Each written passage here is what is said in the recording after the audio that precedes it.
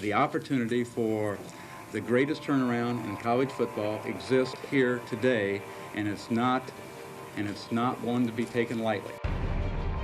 In 1989, those words did not win a news conference. Instead, they defined a remarkable Hall of Fame legacy. 27 seasons of turning futility into a force.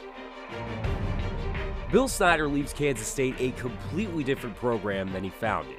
And now, it's time to examine the vision that came to life.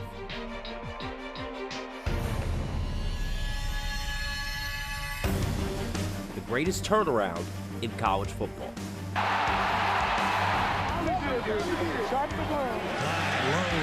deep ball, got a man there, got him, lock in, touchdown. Kansas State beat Texas to win its second Big 12 football championship. For the titles, they're going to name this stadium the Bill Snyder Family Stadium. For the memories, there's a real burning desire to be successful here. I really think so. And for never taking things lightly, there's just one thing left to say.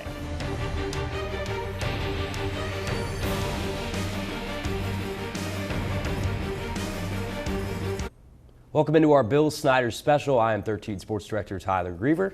215 wins, 2 Big 12 titles, 19 bowl appearances. Kansas State had itself a legendary coach. Nicole Fye's right. We start with what Kansas State football was like when he arrived. The worst program in Division I-A football with the worst record out of 106 schools. The worst football team on the planet. Former Kansas State President John Wefald does not sugarcoat anything about where K-State football was when he took over in 1986. I think we were very close in the late 80s and getting kicked out of the Big 8. You know, averaging 14,000, 15,000 people. When addressing a Rotary Club in Kansas City about the school's issues and his plans to fix them, he tried a little pigskin positivity. You know, and by the way, I'm going to make sure that sometime in the future we have a competitive football team. And Rick Harmon, who was an All-American here, I think, in 50 and 51, he said, I think you can do all those other things. And he paused and he said, never mention football again. Wildcat football got a big mention in September of 1989. Just not a great one. I actually called Doug Looney after the magazine came out, and he was shocked when I called him. I said, hey, you wrote an accurate story. It's all true. Futility U, the only school in the nation at the time to have 500 losses, earned that title from Sports Illustrated. But when we start winning, will you promise to come back? He said, of course. And of course, he knew he'd never have to come back. Wefald had to help find the person that would prove him right. And it was not an easy search, as he says K-State talked to 18 coaches. Flipping through the Big Ten media guide brought KSU to a guy named Bill Snyder. He seemed to have that work ethic and the idea of getting better every day. And, well, he just seemed to me like somebody who would be the right coach and the right fit. Snyder had been the offensive coordinator at Iowa, which wasn't Futility U, but still had 17 consecutive losing seasons at one point. His potent attack helped head coach Hayden Fry turn the Hawkeyes into a team that went to 8 straight bowls. It was a tremendous challenge there. The circumstances were identical. It's a tremendous challenge here. Bill Snyder asked me, how tough is this job? I told him it was the toughest Division I-A job in America. K-State won a single game in its first year with Snyder, a 20-17 victory over North Texas to snap a 30-game losing streak. Touchdown, K-State! K-State wins! That game and how they won it, going down the field and winning on the last play of the game, that didn't happen to K-State. That happened to K-State for years and years and years. And that was viewed as a bowl win. But the program gradually got better, winning 17 games over the next 3 years. The Cats even went 7-4 in 1991, meaning Wefald needed to call a certain Sports Illustrated writer. And I said, Doug, you got to come back. And he said, no, I was just kidding. I'm not coming back to Kansas State. So I begged him. And he came back. Well, things would take off in a major way for Snyder in Kansas State. We dive into his golden era and, of course, the first retirement next.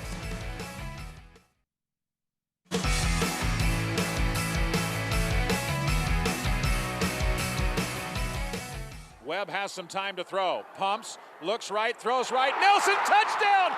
Growing up 20 minutes from Manhattan and K-State, what he's done for that program, for that school, for that town, words can't explain what he's done. To turn it around so quick and for so long and be consistent, and the men he developed in the program, incredible human being, incredible coach, and he'll be missed. Jordy Nelson was an All-American at Kansas State. Bill Snyder coached players that earned a total of 214 of those honors. He had an eye for guys who might not have been the biggest recruits and turned them into stars. You began to see that shine in his 5th season. After 4 years of building, Snyder led the Wildcats to do 2 things in 1993 that would become the norm for the next decade: win at least 9 games and go to a bowl game. Touchdown, Kansas State! Wow! Maybe a whole generation of K-State fans or college football fans don't understand is Bill Snyder was an innovator. He was running the spread before the spread was a thing. Then people started to pick up on that, and he went to the quarterback run game. By 1997, we had 15 NFL players. The NFL record 63 yards. He just drove one from 65. Legions of K-State fans made their presence felt at New Year's bowls. The Cotton Bowl, the first New Year's Bowl that K-State went to, and 50,000 people driving down I-35 into that city. The program created a whole new identity, one that reached a once unheard of level in 1998. Your 1998 captain. I'm not a firm believer in anything about national championships. And in 1998, that's the best team we've ever had or ever will have. The Wildcats started the season as the 6th-ranked team in the country. Michael Bishop led the top-ranked offense in college football. It's intercepted. While the defense gave up just about 15 points per game. They started 11-0, which included ending a 29-game losing streak to then powerhouse Nebraska. The undefeated record set up K-State at number 2 for the Big 12 title game against Texas A&M, needing 1 win for an unthinkable achievement: a national title berth. We're going to win 42-17. I think K-State will win by at least 2 touchdowns. We're going to win by probably 21 points. Kansas State was the best team in the nation that year, in my estimation. KSU looked like the dominant force it had been all year, going into the 4th quarter with a 27-12 lead. But the Aggies came back to stun the Cats, winning 36-33 in double overtime. I doubt very seriously that there is anything that could take place right now that would ease the pain for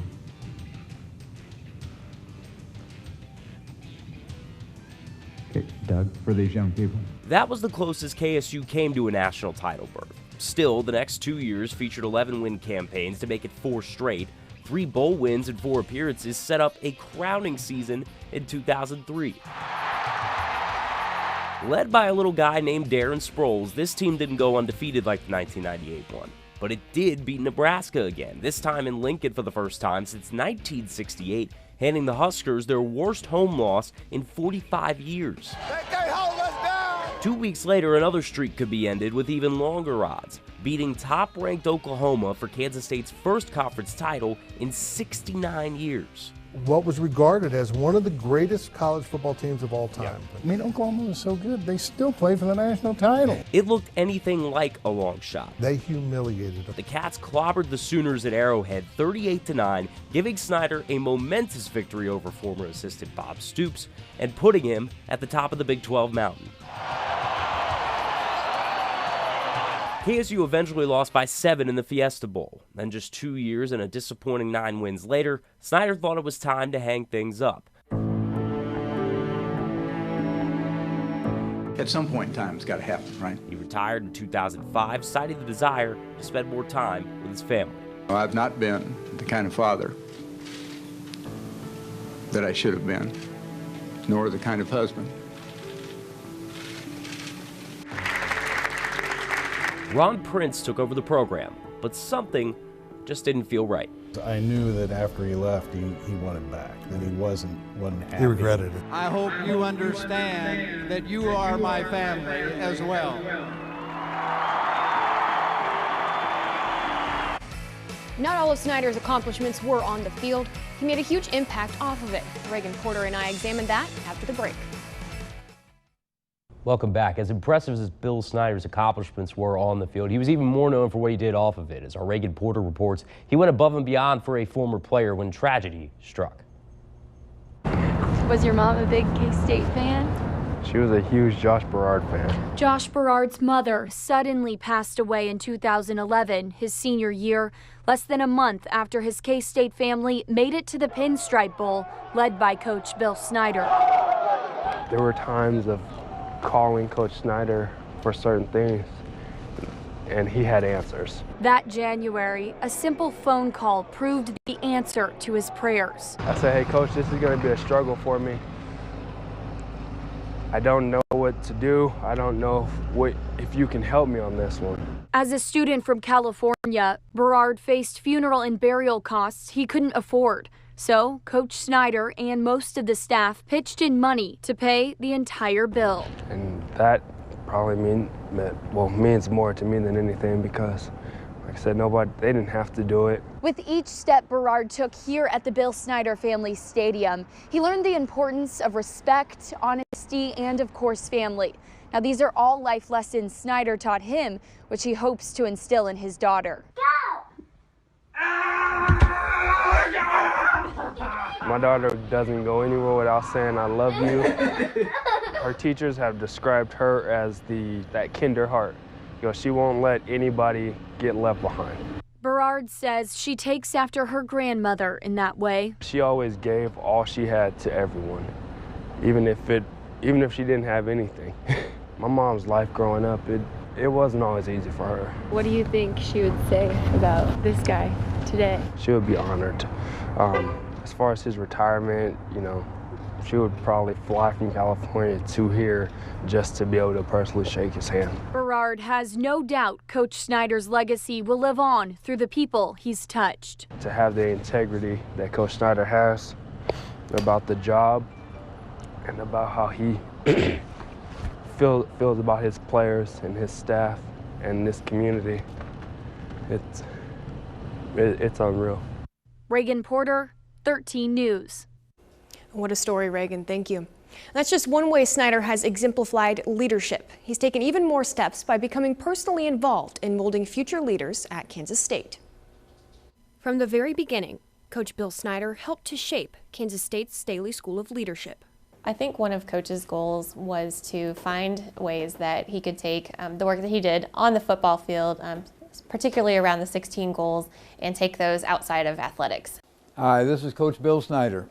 As someone who cares deeply about developing leaders both on and off the football field, I'm honored to let you know about a program offered by the Staley School of Leadership Studies, the Snyder Leadership Legacy Fellows. The Snyder Fellows program is a group of 40 K-State seniors of different majors who are chosen to take part in a leadership development opportunity rooted in Coach Snyder's 16 goals for success. The purpose of the program really is to help students. They're all in their final year as undergraduates at K-State, and we want to help them transition from college to whatever that next phase in their life is. Students are paired one-on-one with a leadership coach that they meet with monthly through the year, as well as invited to take part in personal and professional development workshops and network with Kansas State alumni. Most come because of Coach Snyder, but then stay for the valuable lessons the program teaches. Everybody at K-State knows who Coach Snyder is. He has a huge legacy already in athletics, and so really just understanding what role he could play outside of that really intrigued me. Bill Snyder was definitely a large reason of why I wanted to join the Snyder Leadership Legacy Fellows, just getting to learn about his leadership style more in depth. Now I think it's really cool that we're able to adapt what he teaches his players onto the field into different environments and different contexts. But the program doesn't stop at the 16 goals. Something we do as Snyder Fellows every year is we partner with the Manhattan Parks and Rec, and that's impacting hundreds of students, and throughout the time we're coaching, we want to implement Coach's 16 goals into what they're doing. And through their experiences, the 16 goals for success have become a way of life, all thanks to a man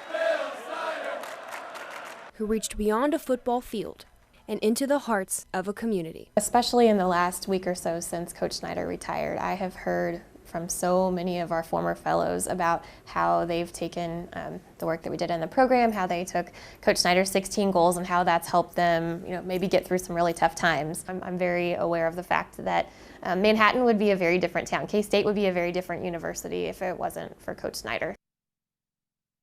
Thank you, Nicole. In our final block, Coach Snyder makes a triumphant return and finally calls it quits after 27 seasons.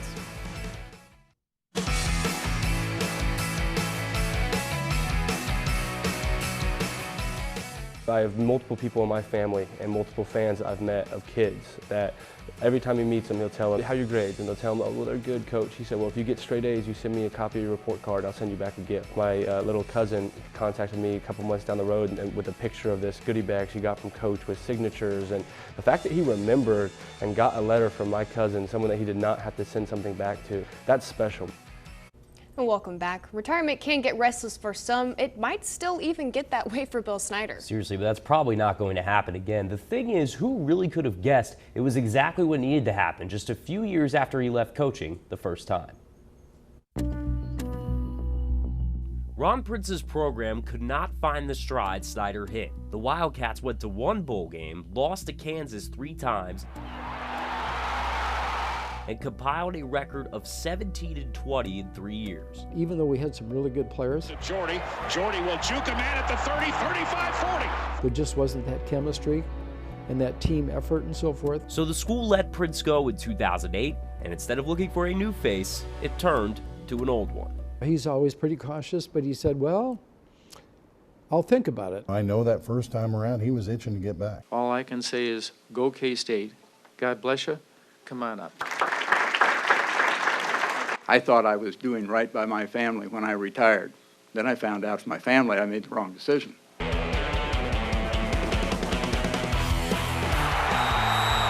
Clyde wants to throw it in the end zone. Touchdown, Kansas State.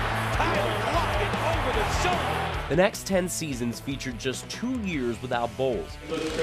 Snyder found a Heisman finalist of a quarterback in Colin Klein, and the Wildcats shot up to the #2 ranking in the country in 2012. If you sit around thinking about that all day, then what you will subject yourself to is seeing those numbers become larger and larger and larger, and pretty soon they won't be a number. The program got back to the Big 12 title stage in just the 4th season of their coach's return. Klein will keep it. Klein will score. Touchdown. KState hosted Texas, winning 42-24 to clinch a share of just the 3rd conference title in program history. He proved in 2012 he can still do it. It means a great deal to me as well. And it's not just the championship itself, it's what it means to so many other people that is very, very gratifying to me. Like 2003, a Fiesta Bowl loss followed the conference crown, but the entire campaign was the highest point of the second Snyder run. It's such a pleasure to introduce our first coach, Bill Snyder. We'll get old Jim in a minute here. 3 years and 3 more bowl appearances later came what was not a mistake, but maybe the highest honor of Snyder's career. The College Football Hall of Fame made him just the 4th person in the history of the sport to be inducted as an active coach. It immortalized his spot as the architect of the greatest turnaround in college football history. We also recognize what so many other people have meant to our successes. Delton has a big run. The next 2 years featured more bowls, but also constant questions about the aging coach's possible retirement. A throat cancer diagnosis in 2017 didn't help. Once Snyder announced he had throat cancer, he received thousands of letters wishing him a speedy recovery. You know, that's a very humbling thing. It really showed me how tough he was. We work a lot, and Coach works even more than us. I wish I could spend more time at it. He fought and kept coaching. However, despite bowl berths, the program had been declining. The losses increased in each of his last 3 seasons, including 2018. It featured just 5 victories and no bowl appearance for the first time since Snyder's return in 2009. He also came back in 2009 with the mandate of, I want to calm things down, calm the waters here at Kansas State, and I also want to pass this program off to the next guy better than I did last time. Unfortunately, what happened was he should have retired after 12 or 13 or 14 when Tyler Lockett was done, and it almost felt like an aging prize fighter still stepping into the ring when he didn't have his best stuff and everyone kind of saw it. Former All-American and team captain Dalton Reisner had seen retirement rumors for his whole career. This time, though, he thought the losing season caused a different decision. So I think Coach looks at this season and says, we went 5-7. I'm obviously getting older. I feel like I'm not doing the job I'm supposed to, and that's what Coach thinks. 8 days after the season ended, Wildcat players walked into a meeting to learn this wasn't a rumor. At 79 years old, Snyder retired to move into a special ambassador role for the school. The opportunities that present themselves for each and every one of you, I think, are pretty special. This past Sunday at the KState Football Awards banquet, he rarely spoke of himself in his first public comments since retirement. Instead, he looked forward to what next year's team will have and gave them some advice he himself followed closely. Not to take anything for granted, and I assure you that that would be important for you, is not to take the fact that you have so many returning starters back for granted. Our 35th football coach, Coach Chris Kleiman.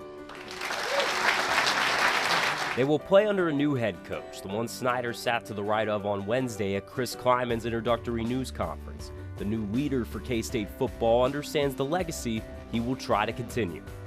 I know the shoes that I have to fill, Coach, and you're a legend, you're an icon. I look up to you. I'm going to continue to ask you questions. I'm going to continue to bounce ideas off you because you are Kansas State football. And I'm so excited to continue on in your legacy. And I'm going to make you proud, Coach. I promise you that.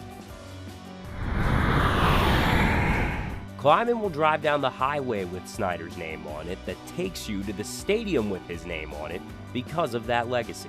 No matter what happens, he's going to be remembered for eternity here in Manhattan, Kansas. I don't think that anyone's ever going to forget Bill Snyder and what he did for this program. He believed in the regimented system that he put in place, and voila, somehow it worked. He changed the game. He proved that every little guy can be a big guy. His miracle in Manhattan goes to show one thing. You can do the impossible. And that could truly never be taken lightly. It really never can. The man's accomplishments, they can't be summed up in numbers. We tried to sum it up with numbers, but we hope the stories we share with you through so many people put it in perspective what this man accomplished. But now it's up to someone else to take the mantle of Kansas State football. Nicole, your thoughts on Chris Kleiman and maybe what we heard some on Wednesday from his intro news conference. Analyzing the hire a bit more, I really feel like it's a good one. And a lot of people said, oh, he's an FCS coach. How's that going to translate to the FBS? And no one can really answer that until you see it. But Sure. the success that he has had at North Dakota State is unbelievable. It's unprecedented. He has 3 national championships at North Dakota State. And if he can bring that to Kansas State, then he will certainly live on Bill Snyder's legacy. The man has a championship pedigree, and I think something to keep in mind is he took an already great program at North Dakota State when Craig Bohl left for Wyoming and somehow made them better. I mean, it's a dominant football team, but of course, this will all shake out on the field. We'll see it at some point to see how this ends up turning out, but we really hope you enjoyed this special. I know we put a lot of time into it to try and sum up a great career for Bill Snyder, but for Nicole Fye and everybody here at 13 News, I'm Sports Director Tyler Griever. Have a great night.